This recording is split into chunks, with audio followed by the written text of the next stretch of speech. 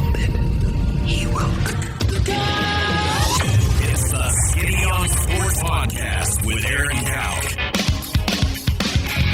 I throw balls far. You want good words? Data language. Talk real sports with a real man. Come after me! I'm a man! I'm 40! And now, here's the be-all, end-all, know-it-all of high school, college, and pro sports. Aaron Skinny Cowk with the Skinny on Sports. We're talking about practice, man.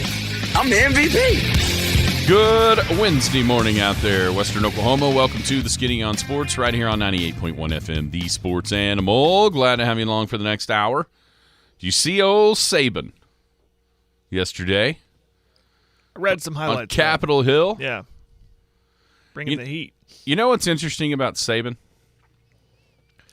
Is if a lot of people would have said yesterday what he said, they'd be getting ripped. Oh, of course. Oh, you don't like the kids, the coaches, all that, the same rhetoric that we've heard about the NIL and the transfer portal and all of that.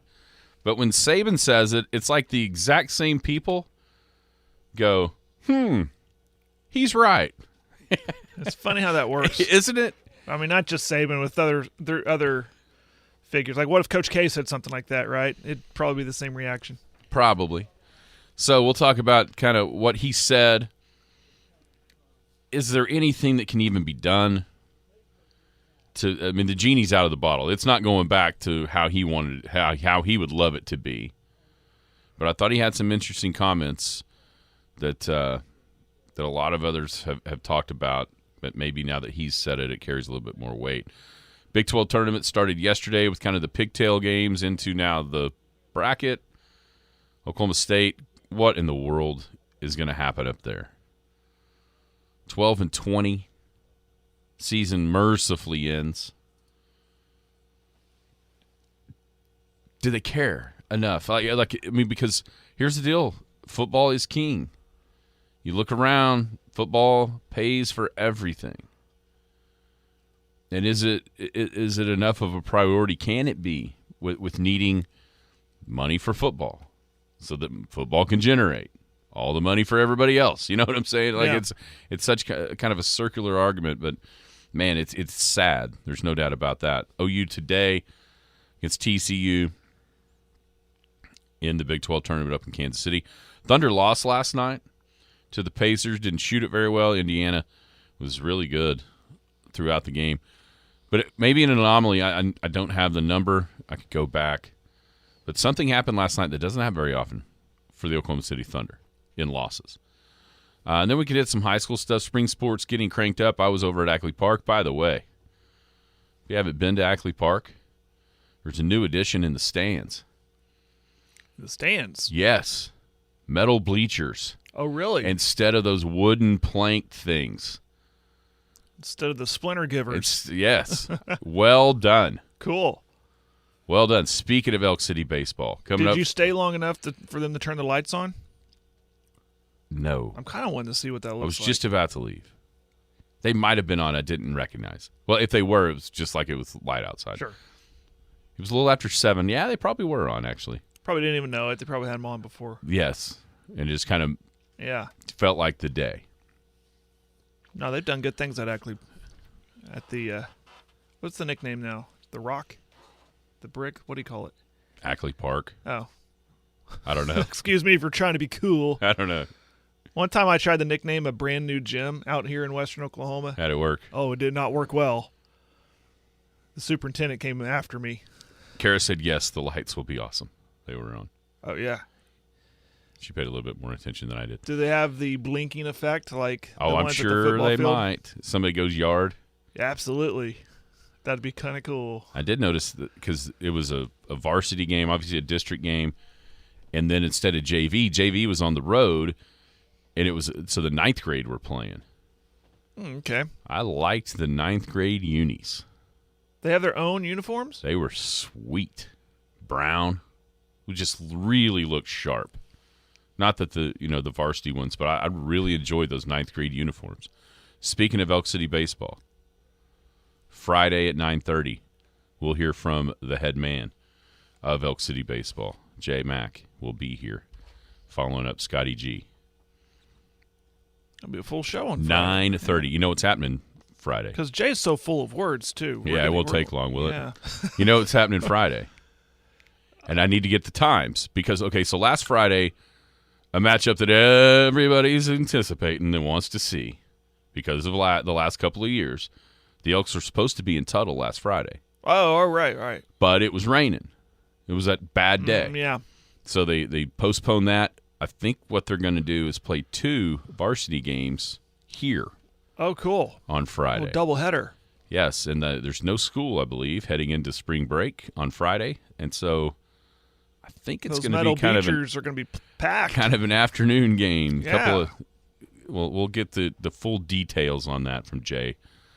He'll be here 9:30 on Friday. So we can talk about high school baseball. A bunch of the small schools have gotten started nicely, coming off of a successful basketball season. Hadn't slowed them down. Oh, by the way, Western Oklahoma Realty Bracket Challenge prize pack will be announced. When? Today. Oh, here in today. Just a little bit. And I have a feeling that there's 6 signed up right now. That number is going to skyrocket. Yeah, I need to get on that. When you hear what the prize pack is going to be. All right, 225-9698 is the phone or the text line. That is 225-9698. Give us a call, shoot us a text. We can talk about any of those things. Whatever else could be on your mind in the world of sports, feel free to chime right in at 225-9698. If you're going to be outside of our listening area one of these days, you can log on to kadsam.com, stream it that way, or download the app. The Paragon Communications app is free, and it's fantastic. It's got everything. Radio, Penny News. Brand new edition of the Penny News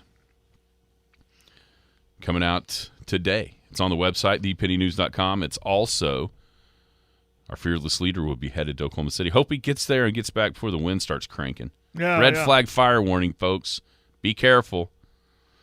I drove up through some of that where it swept through a couple of weeks ago on Saturday. It is it's just heartbreaking. Man. It's sad. We're going to be going through that. We're driving up to Colorado on Saturday. Yeah. Oh, you'll get even further out there because everything I've heard, you get over toward a little bit closer to Canadian, it's just, ugh.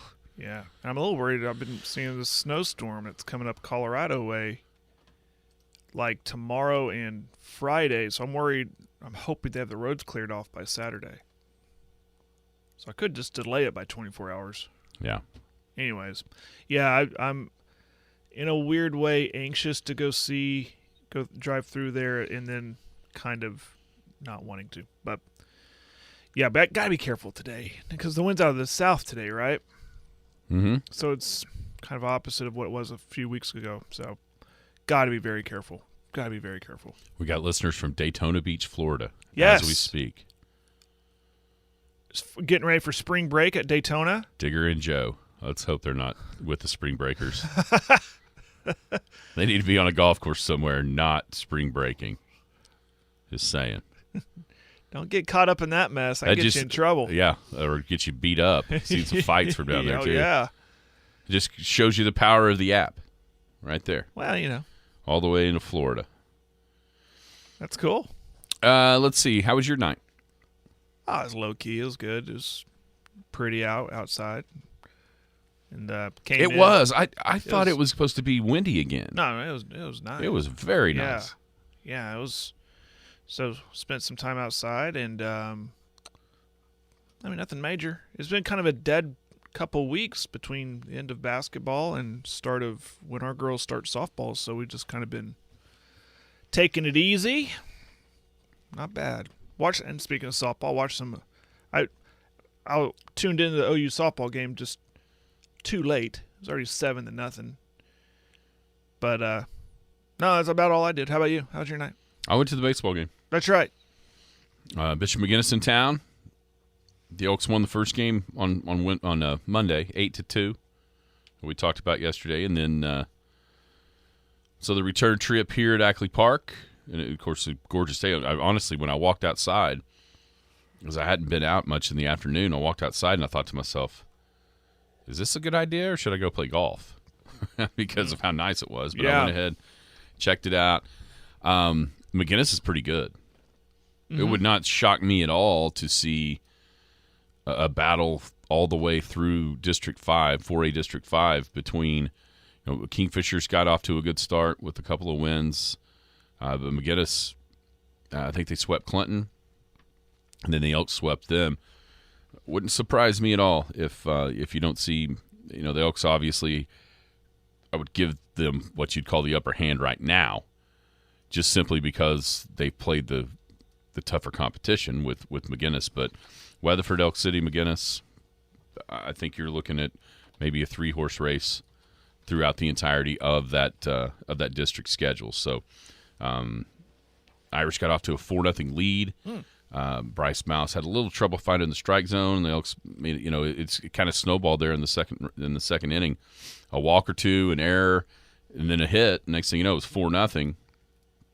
Going into the bottom of the second, you're thinking, but the Elks scratched out 3 and actually put a 5 spot in the 4th, I believe it was, to lead 8-5. And then in the top of the 6th inning, it started out just kind of a ground ball and make a throwing error, and then kind of a chopper that you can't quite get to, and there's a couple of guys on. McGuinness sneaks in one, and then all of a sudden a 2-run home run, and the game's tied in the bottom of the 8th, or the bottom of the 6th, excuse me, at 8 apiece. Thinking, dang, I'll have to go back and look. Elk City hasn't lost a district game in a while. Yeah. And the Elks come back up, get a couple runners on. Riley Boyd, senior, hits a 2-run triple to right field, and then they scratch him across, and 11-8. And then Jackson MacArthur, sophomore, who had 3 hits at the plate, came on to finish it off on the mound. So kudos to both teams. It was a fun game. It was tense. It was a really good baseball game. Pretty well played. The Elks still without the services of a couple of guys that I know they would like to have with Gino and Colin Church. Talked to both of those guys. They're getting really close to coming back. A couple of weeks, they ought to be back out there. And I will ask Jay this on Friday, but I wonder. You don't want that to happen to start the season, to be without those guys, right? But I wonder how much that's actually going to end up helping the Big Elks through the season, not having the services of a couple of guys that they really were planning on counting on, to force other guys to step up into roles that maybe they weren't ready for, but they've had to be. Yeah. And now when you get a couple of those guys back, how much stronger it makes the entirety of the team. Right. Obviously, everybody knows about Cash and what he can do, and he made a couple of really nice plays in center field. You forget how good of an athlete he is. Tracking balls in center field. At the plate, he had a leadoff triple that kind of got that 5-run inning going. But everybody contributed. Ryland Parks, Tara's son, had a couple of hits and I think a couple of doubles if I remember right. But all throughout, I think that's what you're seeing kind of take place to me. As bad as it stinks not to have a couple of those, not to have Gino and Church. You're seeing other guys be forced into roles, be forced to step up, and guys are doing it here in the early part of the season. And so I think that may be a blessing in disguise a little bit for the Big Elks not to have those guys and strengthen the depth and strengthen the entirety of the team without Colin and Catch out there. Well, it'd definitely be a blessing to get him out there, though. Yeah, just to be clear, they both said a couple weeks. Getting over some injury, I know injuries. Both of them. Colin had an ankle, and Catch had shoulder. Catch had the shoulder stuff going on. So he actually said he was cleared to hit and start throwing yesterday, and then Colin still got a boot. He said 2 weeks, and he would be out of that. And so they were both kind of hoping maybe by that I-40 tournament that's coming up at the end of March would be kind of what they've got, what in their minds, what they've got on tap. Now, whether or not that really happens, but there's a ton of games starting Friday with the 2 with Tuttle. Then they got Mount St. Mary on Saturday, which we saw last year in that regional, ended up being the championship game of the regional. That's a good team that was young. They weren't bad. They're going down to Broken Bow over spring break to play some games, and then you come back, and that I-40 Classic is right there. And so there's going to be 10 or 12 games over a week and a half stretch, 2-week stretch here. A lot of games in this month. A lot of games to finish out the month of March after everybody gets off the basketball floor into baseball mode. They've got a ton of them from the middle of March all the way through the end of the month. So that Broken Bow tournament looks fun. Yeah, not because of who's in it, just because that's a good idea. Go down to Broken Bow, get a cabin. Yeah, right they got there, a giant one. Spring break. That's awesome. A little jealous. It's cool. I wasn't invited. We'll ask him why. Well, maybe. Well, you're going to be in Colorado, so it wouldn't have mattered anyway. Well, I'll be having fun too. But one of these days, maybe I can go on that trip. On which one? With them? Yeah. With the baseball team? Yeah. Here in a couple of years. Where'd they go last year? They went down to Alabama. Alabama, that's right. Greenbow, Alabama. Yeah. So. Didn't they used to go over to your high school days over at Phoenix? Phoenix. We went to Phoenix once. Yeah. Got rained out in Phoenix. I'm not joking. I know when I was in high school, the group right before my group would go down to Galveston, Gulf Coast, Texas area. And then that got shut down. Clinton was in Phoenix when we were. Yeah, they would go over there too. I remember they would go like in the mid-90s. Yeah. This would have been 1996. Yeah. Yeah, they were out there too. I actually think they got to play a game before it started raining. We did not. Oh, yeah. I remember you telling about that. Yeah. So, looking at the standings for from the text line, that's a good one right there. You're what right. Is it? Yeah. You're going to the Masters. Yeah. Nobody's feel sorry for you. I was trying not to mention that today, and I didn't mention it today. So has anybody heard that you're going to the Masters? I am. It's true. All right, so the District 4A5 standings, both Weatherford and Elk City undefeated so far, not only just in the district but also overall. Weatherford's played 4 games, all district games. They're 4-0 with wins over Anadarko and then Woodward. I imagine they've had to cancel some games. I would imagine that could be the case. Because of... Well, you look up right there. Marlowe and Duncan, 8th and 9th. Canceled. Wow.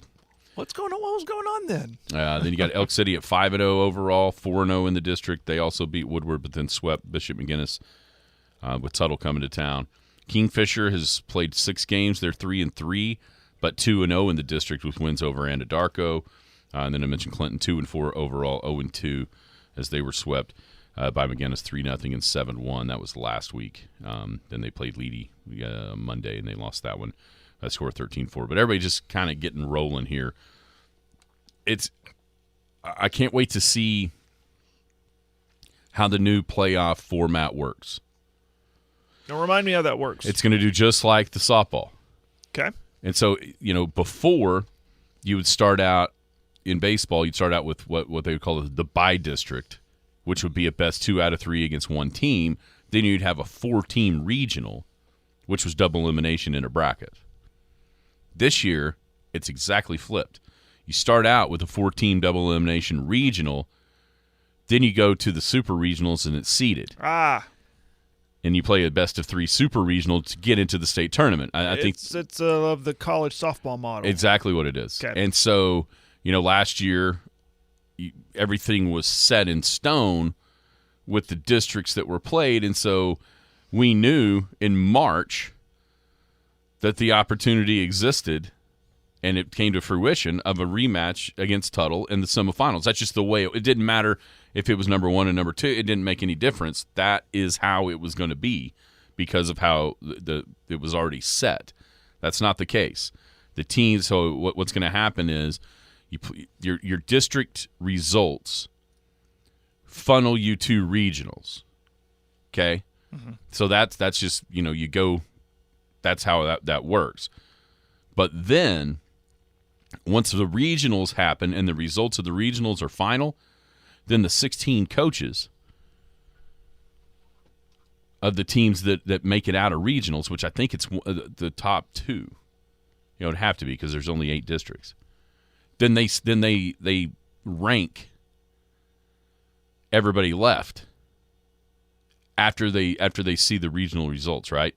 Not going in, and then they rank them, and then 116, 215, obviously, Yeah. from there. Now, how that works with the state tournament bracket, I think it's set from there. A lot like what we see with the super regionals in softball. So 116, 8, 9, you know how that goes, and so on and so forth. So at that point, then I think you could have an idea of who would be playing if all seeds advance. The top 8 seeds advance into the state tournament. And so it gives a little bit more leeway to see results, obviously, not only through the regular season but also through the regional tournament before that kind of ranking happens. And at least on the Big Elk side of things, if they were to get out of a regional and go into a super, you wonder how some different coaches might want to do that to stay away from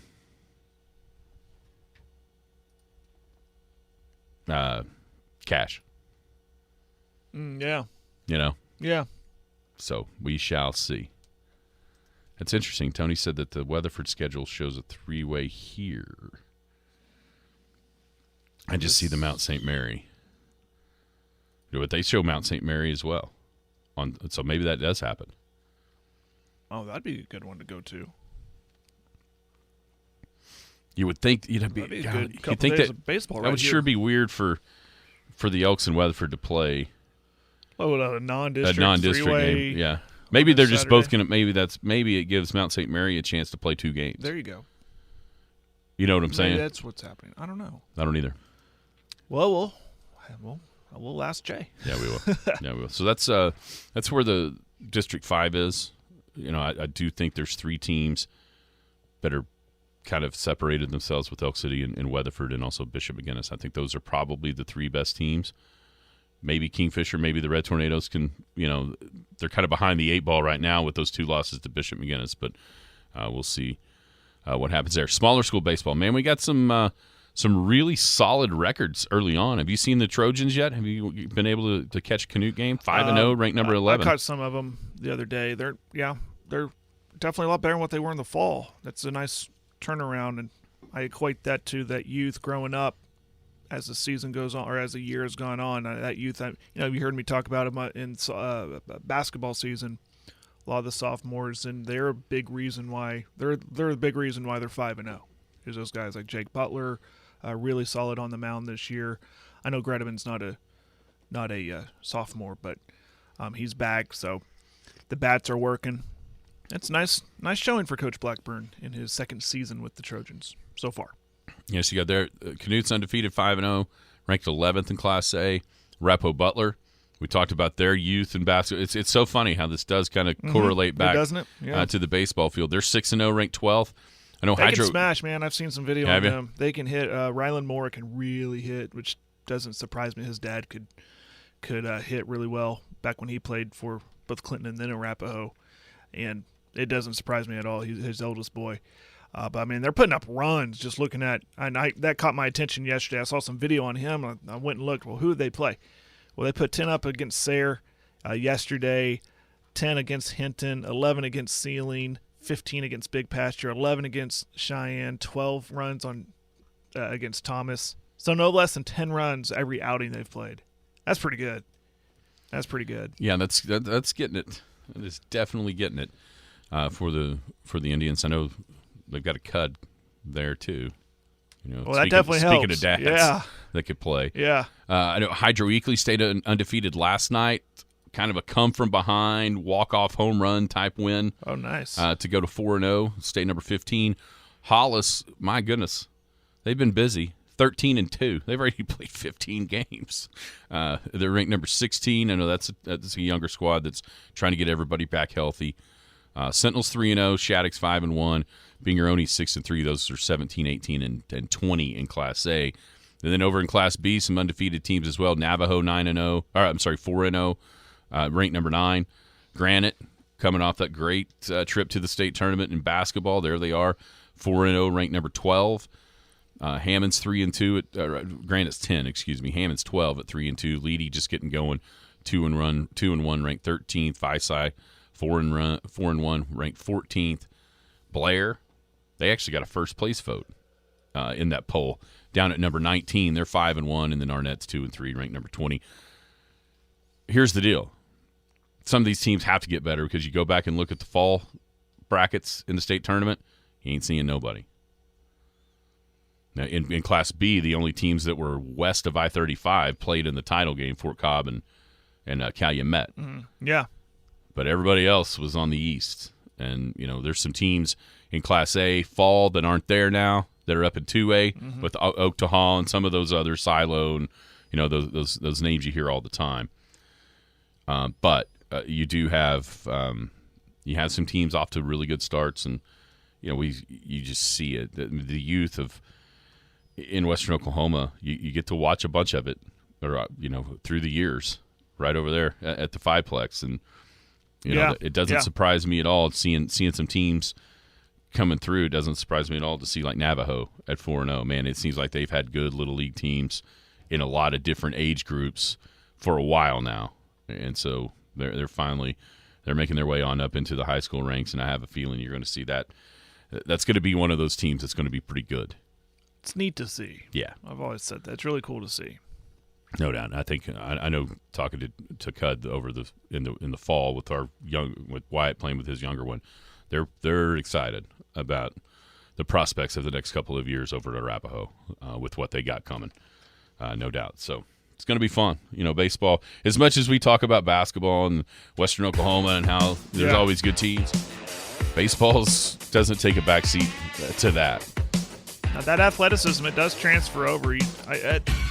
Smaller when you got the multi-sport players, unlike the large schools, you see it transfer over, and you can kind of look. They had success in the hardwood. It kind of transfers over to the diamond too. No doubt about it. It is a Big 12 tournament opener Wednesday, at least for Oklahoma. The Pigtail games yesterday. We'll tell you about the results of those here coming up shortly. But 2 o'clock, OU and TCU. I have the perfect place to go watch. Your house. Not my house. Oh. The Boomtown Grill. Boomtown is the perfect spot. It's going to be the March Madness headquarters. Your March Madness headquarters, to go down, enjoy the awesome different variety of food. I told you, and I'll tell you tomorrow about the Thursday special. But today, get down there. They got the 11 beers on tap. They got 30 bottles and canned beers. Happy hour from 2 to 6, Monday through Friday, which perfect timing. Get down there at 2 o'clock to watch the Sooners and the Horned Frogs of TCU, and it's happy hour. And take a late lunch. Classic hamburger, French dip sandwich, Southwest chicken wrap. There's all kinds of different assortment of burgers and sandwiches. Burgers are 100% beef patties, freshly ground and never frozen. It's our friends at Boomtown Grill, 2103 South Main in Elk City. You can carry food out of there. I don't know why you'd want to do that, but if you're in a hurry trying to get home or what have you, 580-225-3463. You have that option available, and it's open all week, 7 days a week, 11 to 10 on Sundays through Thursdays, 11 to 11 on Friday and Saturday. So Boomtown Grill, a great place to go. Catch you a late lunch, maybe have a cold pop while you're watching Oklahoma and TCU in the Big 12 tournament. All right, let's stay with the Big 12 tournament here to start, Jared. Yesterday, just a rough look. Once again, a horrible season continues for Oklahoma State, or a horrible season ends for Oklahoma State at 12-20. There was a point where they were down 25 to UCF. Mike Boynton becomes the only coach in OSU history to have 2 20-loss seasons. It was the 7th year he's made the tournament once. I wonder, there's been speculation throughout the season once it started going downhill, whether or not he would be back. There's the talk of the $6 million buyout and not wanting to pay that to him and keep him along because he wanted that money, from the donor standpoint, wanting that money to go to NIL and football. My question is this, though. When you look up there in Stillwater, the last, outside of Bedlam, the last handful of home games, the last couple of home games after Bedlam, and, that Tuesday night when Oklahoma played Cincinnati and OSU. I can't remember who they played. Who was it that night? Anyway, and both schools say they had 6,000 attendance, and you look and you're going, where are they hiding? Through all the talk through the entire season, the one thing that maybe changes the discourse in this is when you end up with 2,500 to 4,000 fans in the stands inside Gallagher-Iba as kind of the last thing that you remember. And as much as you think about back to the Blake days, as much as the records got him fired, it was nobody in Owen Field that really got him fired. And so is that maybe the death nail in Mike Boynton's casket, or do you think he's going to be back there next year? Well, no offense, but comparing football to basketball is kind of comparing apples and oranges. But it's still – you mentioned it earlier. It's the football's the money driver. Basketball, I think the big question is who cares? Does anybody care in Stillwater? I know there's some that do and say it's a tradition-rich program and everything, but if you're not showing up, it just that's when eyebrows get raised. Yeah, exactly. Yeah. So, it's a tough spot. What OSU wants to do. I mean, do they want to pay the money to what is the buyout? It's like $6 million. Yeah. Do they want to pay that? Or do they want to ride this out?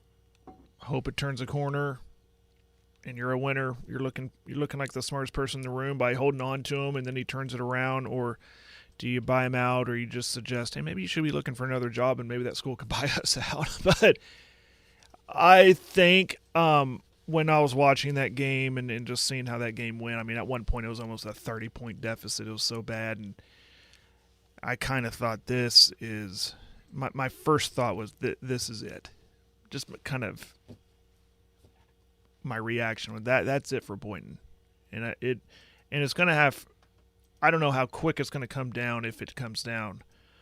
And but I think it does matter when there's no one in the stands, which is so – and you mentioned the word to use is sad, because that is not the one thing, but one of the things that OSU can boast about in this state. It's like we have the best college basketball fans in this state. They show up. They're loud and rowdy in GIA. And outside of maybe Bedlam, when were they this year? It just doesn't happen. You tuned in, and there was a lot of empty seats in Gallagher-Iba. And when you can see a lot of empty seats on TV, because of the way that camera angles and everything, usually you just see that lower bowl, which is typically full. You game in and game out, students on the baseline, all that. It wasn't there outside of that one Bedlam game. It just wasn't there. That is alarming. I think it just might help to re-energize the fans if there is a change with the head coach and get someone in and reinvigorate the fan base. I think that's where it's got to start, to get those fans back in there, see a little bit of a product of winning basketball, and let it just kind of snowball effect from there. But I think Boynton's done. Yeah, it's going to be interesting. As ugly as it has been since Bedlam, how much concern is there? I think, and this is crazy to say because it's college athletics, but it is just where we're at. I think you've almost, in a lot of ways, got to gauge the players kind of like a GM would at the trade deadline with the NBA. Hey, do you think this is a good idea? Because they do have young, talented guys. There's one thing that Boynton was able to do is recruit talented guys to Stillwater. That's where the disconnect started, but he was able to get guys there. Are you so afraid of the entire thing falling apart and having to pick up the pieces, somebody else having to pick up the pieces of an empty roster in real time because of, obviously, the player movement? But should that matter? Is it almost to the point where, hey, just burn it down and then let somebody else begin to mold it in their vision? I mean, there's promos running all day on this station about who obviously Jim thinks it ought to be, which is Gottlieb, which I just don't I don't ever think that's going to happen. I understand why he would say that. I understand because of Gottlieb's basketball background and his acumen and knowing the game. But he's never been a coach. Never been a coach. Go be a coach. He doesn't somewhere. have any coaching. As far as on the college level. I mean, not even an assistant. Has he been on an assistant? He's coached maybe like a GA? He's coached like a USA basketball or an Israeli basketball thing. That's about all he's done.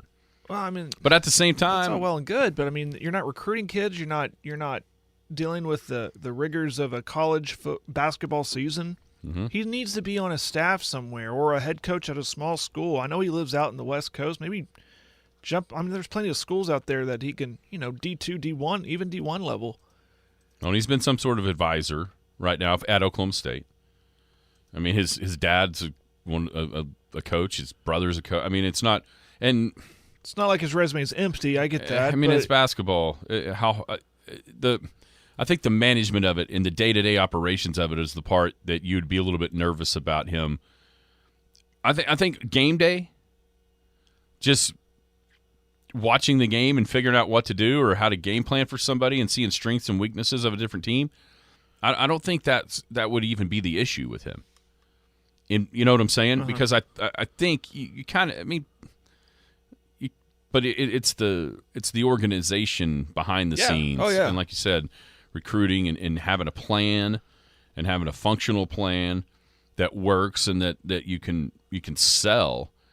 I think that's the problem for Gottlieb actually getting that job. So I mean, I don't think it's going to happen. I just don't. But I mean, he would get people in the gym. But if that's the whole thing, though. If that's your idea, and that's the reason why you're going to fire Boynton isn't because of results, it's because nobody's showing up. You would think that Gottlieb might be able to spark some interest and get some people there, at least in the early going. And it'd almost be in the same vein of when they hired Mike Gundy as head coach, a hometown guy. I mean, played at OSU, except for the fact that Gundy had been an offensive coordinator in different places. Exactly, that's the only difference. But it got a lot of fans to rally behind him and rally behind the program, and look at what it's done. So I can see where you get a guy that, I don't know if I want to call Gottlieb a legend, but he was a great player at OSU, and you get a fan base behind him, maybe get a lot of the boosters behind him, because that's the name of the game. You got to get that booster money, got to get that NIL money funneling in somehow. And if you get a lot of guys, hey, this guy bleeds orange and black, I bleed orange and black, I'm gonna get behind him here, and then maybe that could be the boost that they need, the kickstart that they need for the program. But the big question remains is if you go and get him, can he actually coach? And that's all well and good outside of a game, but during the game, if the results aren't there, the boosters will turn on you pretty quick. Yeah. Hey, we're funneling in all this money, and we're still getting the same results like we had with Boynton, so what's the point? But, yeah, but with Boynton getting fired, I think it's all things with the results and the lack of fans. Oh, I do too. Yeah, it's again, accumulation of everything. If you just tune in, he's not getting fired. He hasn't been. He hasn't been fired, but we're speculating of what could happen in Stillwater. Oh, I think it's a possibility. And here's the allure of Gottlieb is this, and I think Jeremy hits it right on the head. He said, coming from an OSU fan, it's still a stepping stone job unless you're an alum. You ain't getting another Eddie Sutton. And that's the allure of Gottlieb. Because, you think about where, the Travis Ford thing, he was okay, not up to the standard of Eddie. Then you hire Brad Underwood, which was a hell of a good coach. Yeah. A hell of a hire. Yeah. And he kept him a year. And then Illinois came to pay the money. OSU didn't match, and there he went. And now you're left with, okay, here's Boynton, off his staff, lead recruiter. That part of it has worked. You got Cade Cunningham. You've gotten talented guys in there. But is he able to coach them? And so far, it doesn't appear that that's the strength. Boynton is clearly – everybody loves him. Seems like a nice, energetic fella. But the coaching part of it has been the problem for Oklahoma State. It hasn't been, recruiting at all. So then you think, okay, let's get a young guy that can recruit. Well, you just did that, right? I mean, it's not to the point where what do you have to lose if you would hire Gottlieb. It's not that low. Maybe the next one, if it goes like this, then you get to the point, well, what do you have to lose? I don't think you're there yet. But who has ties to the school, who has ties to OSU, that would view Oklahoma State in the same light that Gottlieb would, or that Mike Gundy clearly has, as far as this is where I want to be. And it seems like, unless you want to roll through coaches, that's the way to be successful and try to create that long-term foundational success, is by hiring somebody that has ties back to the school. Right? I mean, Yeah. it seems like that's the blueprint that has worked over time. And you kind of have choices. Do you want to be, Tulsa basketball back in the 90s? Think about the dudes that ran through there. They kept hiring them and kept on being successful, but you didn't have one for very long. Right. Eventually, if you don't make the right hire to leave you in a couple of years, then you get to where it's at now. And I don't think Oklahoma State views itself, and it shouldn't view itself, as that. And so that's where I think Gottlieb could make some sense, because that is where he would want to be. So anyhow, it's going to be a really interesting thing to see how that plays out. Sooners and TCU, I mentioned today, getting the Big 12 tournament bracket play underway. How weird is it to see Kansas playing on this day? They play Cincinnati, not a top 4 seed in the Big 12 tournament. Think about that. That is strange to see the Jayhawks playing before everybody, everybody's playing. So that's pretty odd that Kansas is in that situation. I'd say it's awesome, but Well, I don't have a problem with it either. I don't have a problem at all with it. All right. Western Oklahoma Realty Bracket Challenge. 7 brave souls have signed up so far. So let's mark that 7 point before anybody knew what you won. Okay?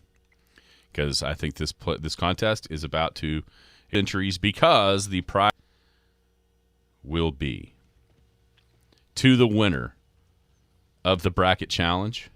Got any guesses? Cold hard cash. It is cash. You are correct. Nice. Got any guesses how much? No, I have no clue.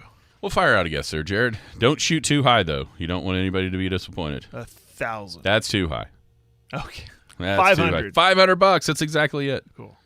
$500 to the winner of the Western Oklahoma Realty Bracket Challenge. $500 for first, $200 for second, $100 for third. So get involved. I've got a link posted on the Skinny on Sports Facebook page, right to our group. You got to be in the group. Western Oklahoma Realty People Before Property is the group's message for you. But just go to the Skinny on Sports Facebook page. I've shared it. Paragon TV has shared it. And just click that link, and it fires you right in the group. And then coming up on Sunday, when Selection Sunday happens, you can start to fill out your hopefully $500 winning bracket. So, thank you to Western Oklahoma Realty. We've got somebody else that we're going to be thanking here as well, pitching in for the prize pack. So, get involved. It's going to be fun. March Madness is here. You can finally start watching college basketball. Yeah. Finally. Season started. Yeah. I watched a little bit of the Big 12 yesterday. It was the obviously watched the OSU game, and the West Virginia Cincinnati game was fun. Did you watch that? It was very, very close. I saw the score at one point. It was very close. It was fun, but then I realized this is a 14 versus an 11 seed, so maybe that's why it's so close. Cincinnati gets to play Kansas today. Now they get rewarded with Kansas, but it was. Are you really worried about that? A lot of back and forth. What, you think Cincinnati could beat Kansas? Who can't? Well, schools here in state. Well, for one, for two. Yeah, Kansas isn't all scary. They're in trouble. Is Dickinson? Yeah, I don't know. I don't know either. I think at last I heard maybe game time, but that was very doubtful. Yeah, I think that's not only for this week, but obviously next week. and start to pick your brackets. That's something to watch.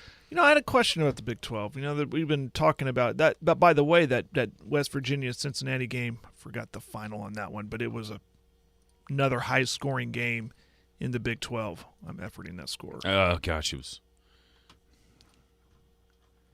I can't find it. Anywho. I got it right here. It was in the 80s, I believe. I think it was like 85-80 at one point when I looked. Yeah, 90-85. Perfect. Yeah. So, and we've been seeing that. It's been kind of a trend in the Big 12, right? A lot of scoring happening. And we asked that question of what's the Big 12 teams going to look like in the NCAA tournament versus these other teams. Is this a good sign? Do you think the offense, do you think it carries over against these other teams? Could we have a successful run from maybe playing West Virginia is a good idea. Looking at the last 10 or so games. They give up a lot. 86, 94, 81, 94, 67. Then 71, 94, 81, 93, 92, 90. Well, by the way, I'm not suggesting West Virginia or Cincinnati's getting in unless they go and win this, or Cincinnati goes and wins this whole thing. But, we mentioned the OU and Houston game. We've seen a lot of high-scoring games lately. I mean, Texas which has scored, been enjoyable to watch. It's been fun to watch. What was that, 94-80 on Saturday? Texas and Oklahoma? I think the final was 94-80. Something like that. It's been better. That's what my one complaint about the Big 12, even though there's quality teams, obviously. It's just such a rock fight. It's so horrible to watch. I mean, that Oklahoma-Iowa State game up in Ames was just awful, right? I mean, it was a terrible watch.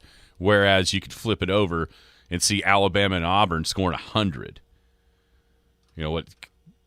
Kentucky went into Alabama and put 100, or in Tennessee. The quality, not the quality, but the styles are so much more fun to watch with those SEC games than they have been some of the Big 12 games. But you're right, down the stretch of the season, you've seen some 80s, even a 90s type games in the Big 12, which you did not see in the first. I wonder if everybody's just beat up and tired, and they're like, you know what? I could guard you, but I've been doing that all year. We got 3 games to go in the conference season. There's probably something to that. And, there was always that thought. But if you're tired on one end, it makes you think you'd be tired on the other, and the scoring would stay low, right? But don't you think there's always that extra pump of adrenaline to make a shot as opposed to guard you? It's just harder to do. But there's also there was always that kind of the train of thought that big long runs in these conference tournaments sometimes kind of wears you down for next week. Yeah.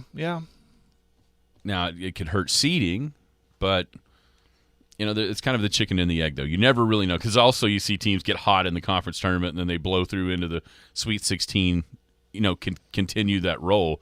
Right. But it's not a guarantee. We saw a lot of Big East teams back in the day do that. Yes. Well, UConn came out of nowhere to win the Big East, and the next thing you know, they're national champs. Way back Syracuse. I mean, wasn't they like I'd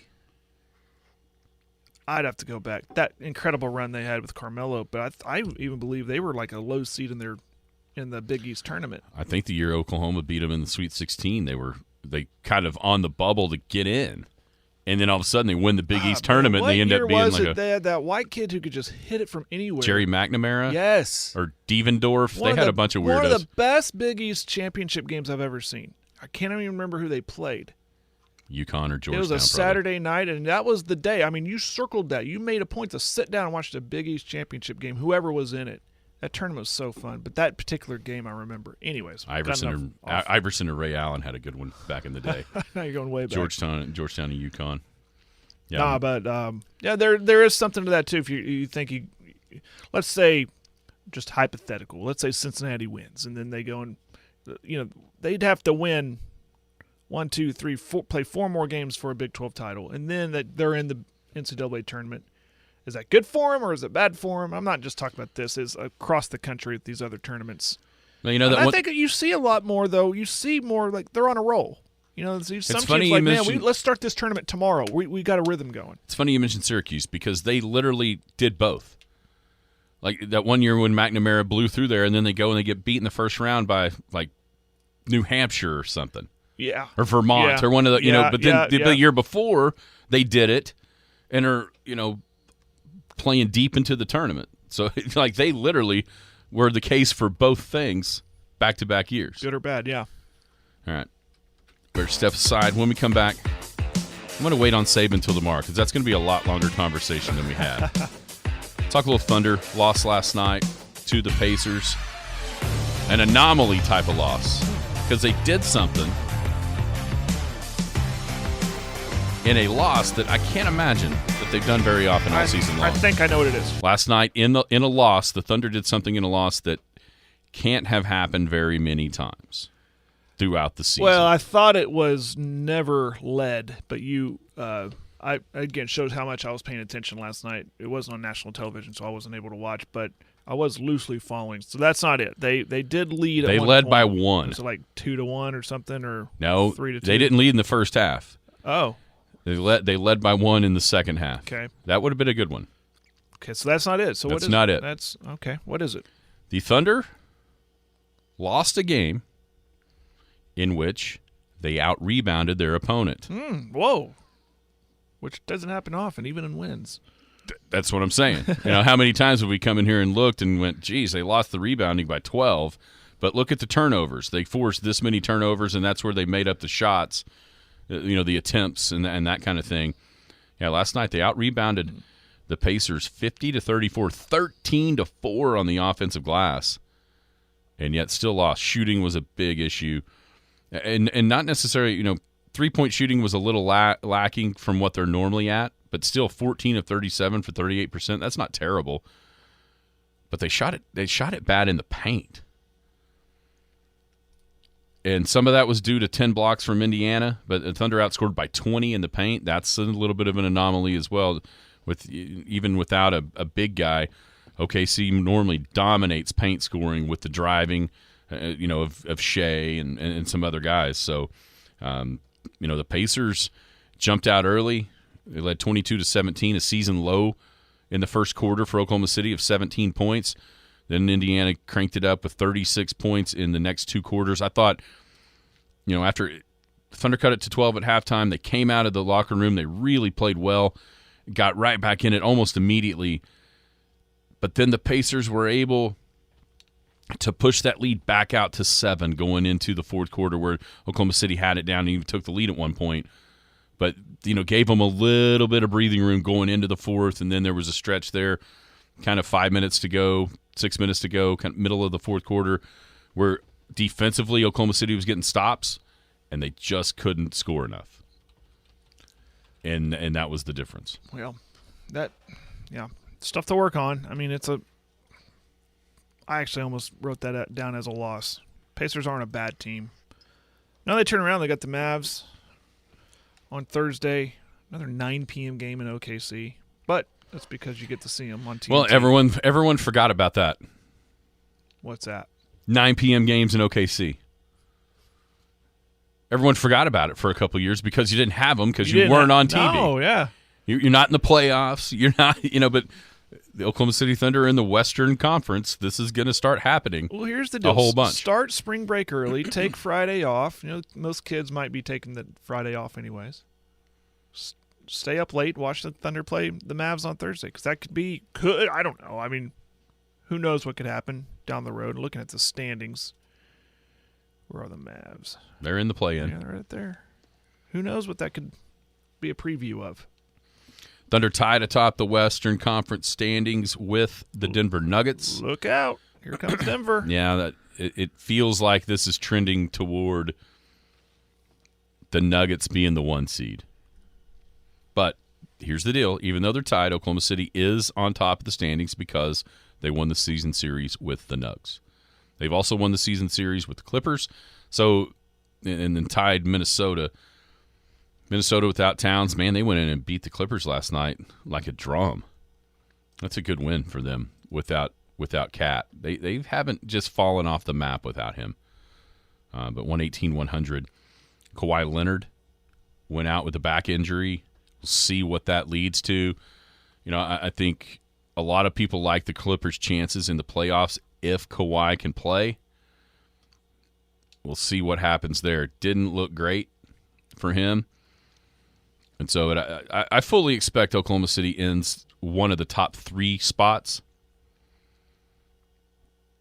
And I feel even better about that if you've got a injury to Kawhi that is any length of time here down the stretch. They played 65 games, only 17 left, 3 ahead in the loss column over the Clippers. So they're in a good spot to be in that top 3. We'll just see how many games. Last night was if you could have beaten Indiana and then beat Dallas, you feel pretty good with 15 to go or 16 to go with your spot having the tiebreak over the Nuggets. Now it's kind of mano-a-mano.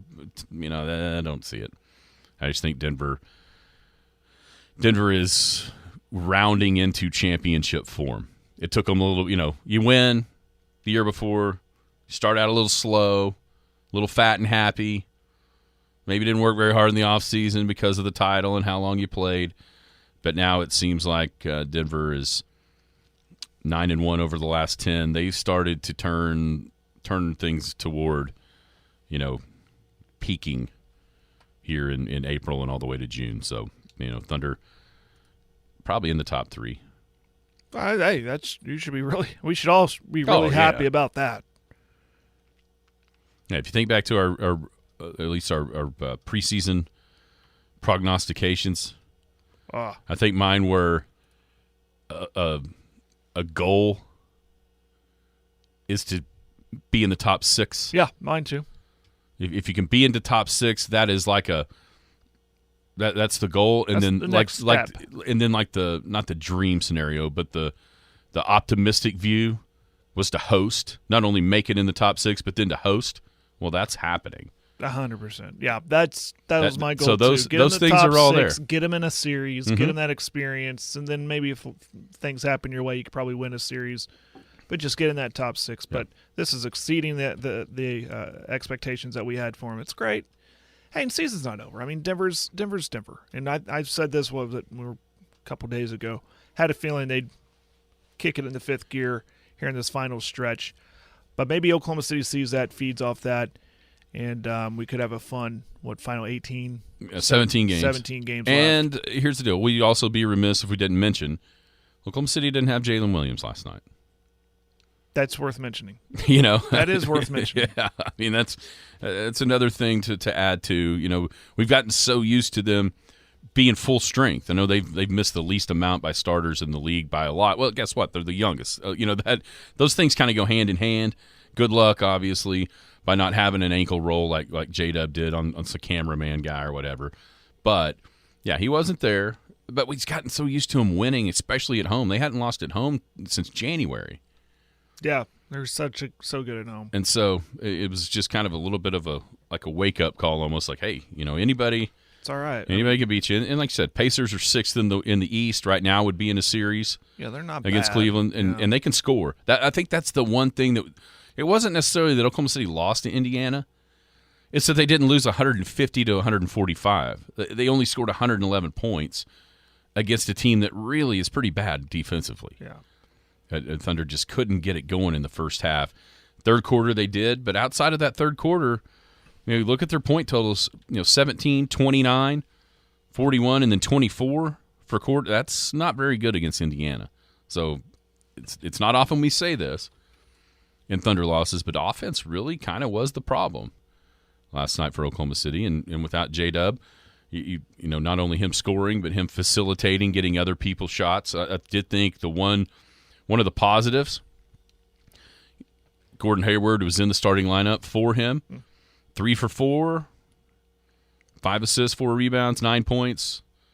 Maybe you see a little signs from Gordon Hayward of being able to contribute in the playoffs. The one, and this has been an ongoing thing for about a month or so.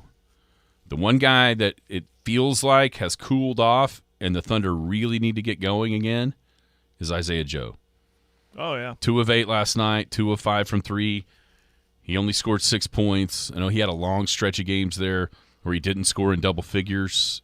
That's the one guy that I think Oklahoma City needs to get cranked back up is Isaiah Joe coming in off the bench. Right.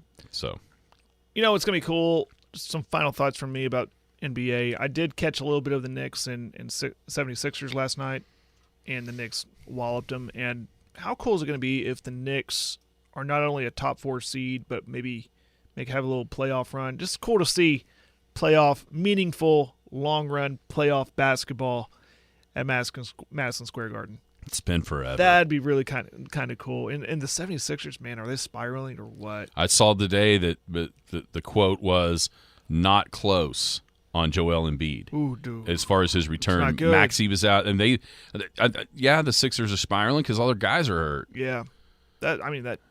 Sure. That's, I think a good reason why. I think there was that prevailing thought even through the first part of this injury to Embiid was, it'll be okay, weather the storm, and then we'll get him back for the last 20 games or 15 games. It doesn't look like that's going to be a possibility, and so now, they're not in any danger of falling out of the play-in because they're 10 losses ahead of Brooklyn, but with what Orlando's been able to do. We saw that Pacer team last night. The Heat are always kind of the Heat where they can figure it out at any point as it gets closer to playoff time. I think the Sixers are destined for the play-in and not the playoffs. Oh, yeah. Now, how that works in those games, we shall see. But, yeah, with the injuries that have derailed kind of where they were headed, the Sixers seemed on a track to be there with Milwaukee, maybe Cleveland, maybe the Knicks as challengers to the Celtics. I don't see that at all right now. They look like a play-in team that gets to play somebody and is eliminated pretty early if they can't, especially if they can't get those guys back. It's unfortunate. It really is. Embiid has been so good the last couple of years. And selfishly, for the rooting interests of guys that we know, I would have loved to have seen Buddy Hield in the playoffs on that team if he could be a real contributor to winning. Yeah. I don't know if we're going to get to see it. All right, everybody have a great Wednesday. Head down to Boomtown, 2 o'clock to watch OU. Skinny on Sports right here on The Sports Animal. You've been listening to the Skinny on Sports podcast with Aaron Cow. Be sure to hit that subscribe button to get alerts of when the latest podcast is available. Thanks for listening.